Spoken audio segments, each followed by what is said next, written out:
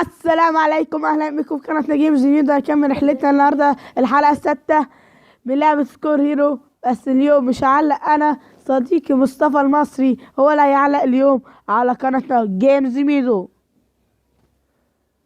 احنا دلوقتي في جولة 49. اتفضل يا صديقي مصطفى المصري.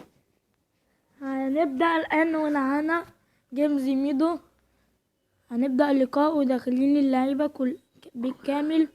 لاعيبة سكورسيتي فالاريال، والجون الأول في لفالاريال جون عظيم، ضربة جزاء. هلا الآن جيمز ميدو وهدف. الله عليك يا يا الله مصطفى. عليك يا هدف جيمز حلو. ميدو، هدف جميل والجون الثاني لهم. وهنبدأ بلعبة حلوة وجميلة ونعديها عند زميلنا تحليل وضربة جزاء أخرى. يا الله، استنى، جول ميسي، وهنرجع الماتش لله. لا غير الماتش ده خرب. الله، لعيبة جامدة جدا والله، لعيبة جامدة من جيمز ميدو الآن. رقم 9 يحدد لجيمز ميدو تاني، يرجعها رقم 9، ورقم 9 يعرضها لقدام وليه ديش اوف سايد.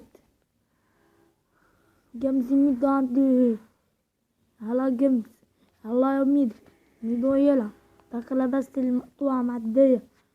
والله لعبة جميلة، لعبة عظيمة. اوف سايد، لا ترحمونا باللايكات وسبسكرايب دوت بتاع محمد وشير وجون. لا كان جون عملاق يا ولد، جميل. يلا يا جماعة دوسوا على اللايك وسبسكرايب لايك وشير وجون يا ولد يا ميدو. يا رب يكون ماتش جميل.